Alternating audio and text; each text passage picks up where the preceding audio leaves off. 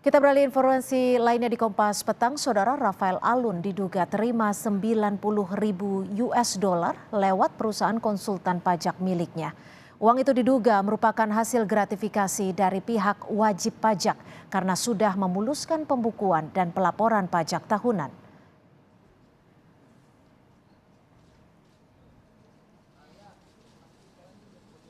Ketua KPK Firly Bahuri menyebut jika Rafael diduga menerima uang sebesar 90.000 dolar US atau setara dengan 1,3 miliar rupiah. Rafael diduga sengaja membuat perusahaan yang bergerak di bidang konsultasi pembukuan dan pajak untuk menerima gratifikasi dari sejumlah wajib pajak bermasalah. Harta kekayaan Rafael Alun Trisambodo naik 24 miliar rupiah dalam kurun waktu 8 tahun.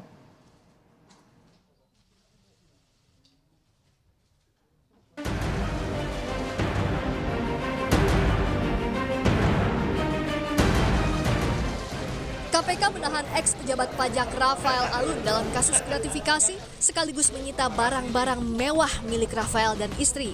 Antara lain uang puluhan miliar rupiah hingga 68 tas bermerek. 30 diantaranya dipamerkan dalam konferensi pers penahanan Rafael. Di dalam pelaksanaan penggeledahan tersebut ditemukan beberapa barang berharga berupa dompet, ikat pinggang, jam tangan, tas, perhiasan, dan sepeda, serta uang dengan pecahan mata uang rupiah. Di samping itu turut diamankan juga sejumlah uang sebesar 32,2 miliar yang disimpan oleh RAT dalam safety deposit box di salah satu bank dalam bentuk pecahan mata uang berupa dolar Amerika Serikat, mata uang dolar Singapura, dan mata uang euro. Padahal sebelumnya Rafael berkilah hanya 10 tas istrinya yang asli, sisanya KW atau tiruan.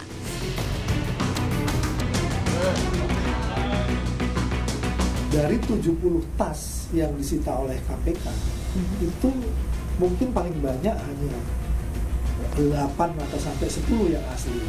Sisanya semuanya KW. Nanti biarkan mungkin pihak KPK yang bisa melihat itu, apakah itu asli atau tidak.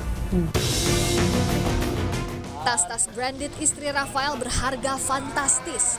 Antara lain Hermes Kelly 95 juta hingga 440 juta rupiah, Hermes Birkin di kisaran 158 juta hingga 4,3 miliar rupiah, Dior Book Tote 62 juta rupiah, Dior Caro Small 70 juta rupiah, Dior Caro Large 82 juta rupiah, Dior Mini Lady 12 juta rupiah, Dior Saddleback 70 juta hingga 110 juta rupiah, ada pula Louis Vuitton White Monogram Multicolor kurang lebih 27 juta rupiah.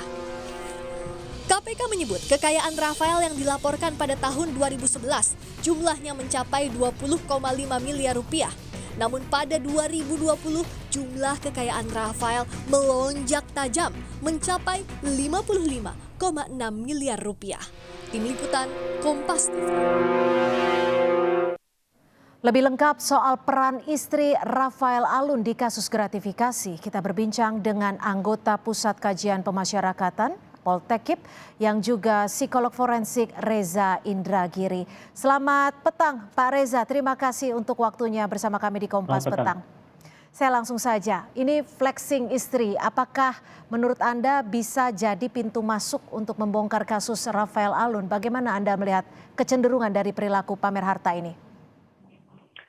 Sangat penting untuk kita pahami bahwa perilaku semacam ini sesungguhnya tidak hanya merupakan indikasi adanya pola relasi toksik di dalam keluarga yang bersangkutan, tetapi perilaku sedemikian rupa juga sesungguhnya sangat mungkin berimbas terhadap masyarakat banyak, yaitu memantik apa yang diistilahkan sebagai personal relative deprivation, PRD.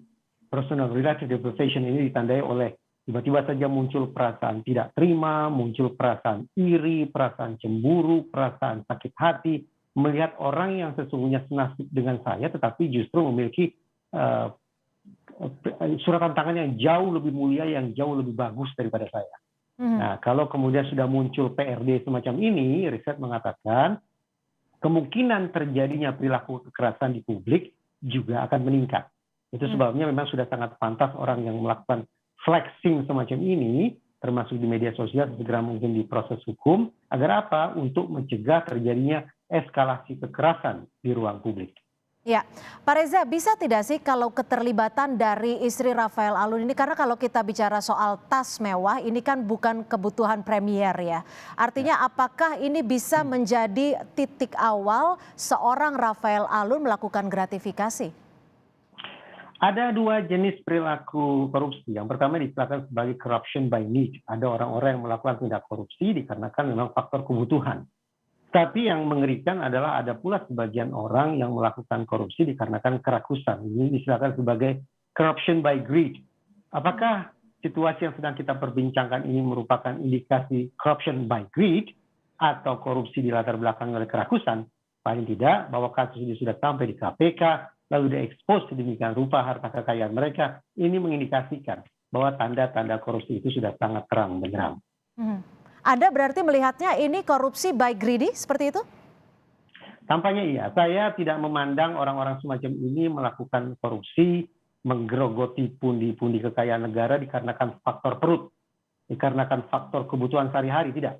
Tapi tas mewah, kendaraan mewah, bukanlah indikasi kebutuhan mendasar, melainkan merupakan indikasi kerakusan. Oke, Pak Reza, bagaimana keilmuan psikologi forensik ini bisa melihat ataupun juga membantu dari aparat penegak hukum untuk membongkar kasus Rafael ini bisa secara tuntas? Pertanyaan itu mengarahkan kita pada diskusi sesungguhnya tentang risk and need assessment, penakaran resiko dan kebutuhan. Penakaran resiko dan kebutuhan lazimnya dikenakan kepada orang-orang yang tersangkut kasus hukum untuk mendeteksi dua hal. Pertama, tentang sebab musabab mengapa seseorang melakukan tindakan kriminal. Dan yang kedua, untuk meramal seberapa jauh kemungkinan yang bersangkutan akan mengulangi perbuatannya. Idealnya secara komprehensif ada 3 dimensi yang harus dirambah, yang harus dikaji, yaitu dimensi mikro, yaitu masing-masing orang, kemudian dimensi meso, yaitu interaksi atau relasi antar individu, berarti antar anggota keluarga tersebut, dan dimensi makro terkait dengan situasi di kantor, situasi di sekolah, dan juga situasi di masyarakat. Dengan dibedah secara komprehensif, mencakup dimensi mikro, meso, dan makro, maka kita akan bisa nantinya meminta pertanggungjawaban terhadap individu yang bersangkutan, termasuk terhadap keluarga yang bersangkutan, bahkan lebih luas lagi terhadap negara. Apa yang sesungguhnya harus negara lakukan. Oke, kalau dilihat dari faktor lingkungan, apakah ini menjadi faktor utama yang membuat seorang istri dari pejabat bisa dikatakan melakukan pamer harta dan juga memiliki barang-barang yang bisa dikatakan bukan kebutuhan premier?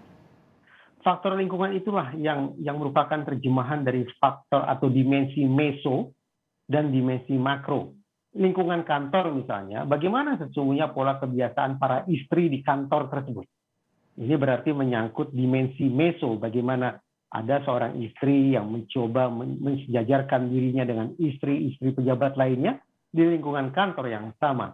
Berarti ada faktor saling mempengaruhi, ada faktor peniruan, ada nilai-nilai yang, katakanlah nilai-nilai yang toksik, nilai-nilai yang rusak, yang mengakibatkan kemudian seolah-olah para istri menjadi rentan untuk melakukan tindakan sedemikian rupa. Itu kalau kita sebatas bicara dimensi meso di lingkup tempat kerja atau kantor. Tapi lebih luas lagi, yaitu dimensi makro. Ya.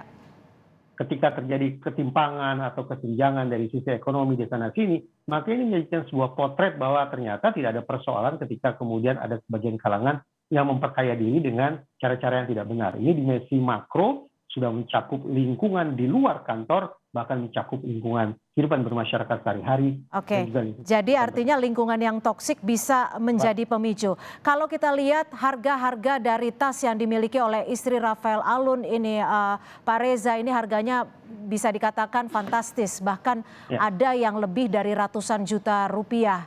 Puluhan juta rupiah diantaranya juga tidak hanya satu.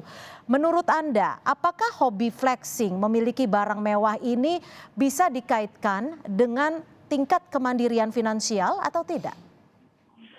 Justru uniknya adalah salah satu penanda, salah satu faktor yang bisa menjerumuskan seseorang melakukan tindakan kriminal berdasarkan risk and need assessment adalah ketidakmandirian dari sisi finansial.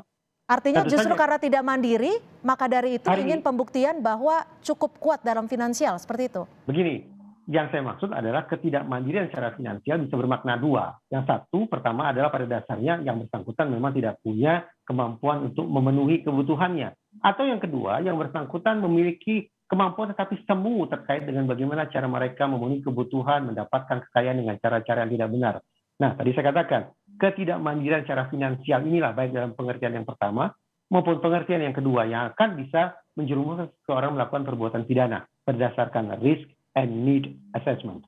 Oke, Pak Reza, mungkin tidak sih secara logika ya, secara masyarakat umum, ketika kita mendapatkan uangnya dengan mudah, maka akan dengan mudah pula memberi barang sesuai dengan kemampuannya, seperti itu. Contoh saja, ketika saya membeli sebuah kue gitu ya, karena mudah mungkin membelinya. Apakah ini istri dari Rafael Alun ini membelinya dengan uang yang bisa dikatakan cukup mudah mendapatkan uang dari suaminya atau seperti apa?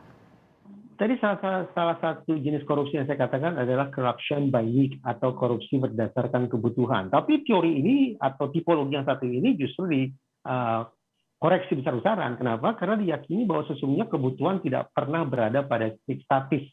Kebutuhan selalu meningkat. Misalnya, ketika kita berkunjung ke marketplace, ke toko online, apakah benar-benar kita berangkat dari adanya sebuah kebutuhan? Iya. Kita punya kebutuhan lalu kita masuk ke marketplace, tampaknya tidak. Tapi justru setelah kita masuk ke dalam marketplace, kita melakukan window shopping di toko online, pada saat itu kebutuhan baru muncul. Ini yang saya katakan tadi, kebutuhan tidak pernah berada pada titik statis.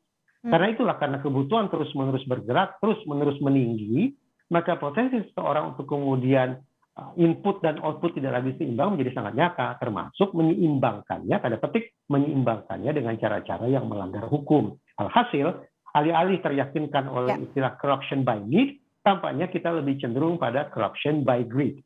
Korupsi Berdasarkan yang keserakahan oleh seperti itu ya, kerakusan Pak atau Reza ya. keserakahan. Betul, betul. Baik, terima kasih atas perspektif Anda, Pak Reza Indragiri, psikolog forensik yang juga anggota Pusat Kajian Pemasyarakatan Poltekip sudah bergabung bersama kami di Kompas Petang.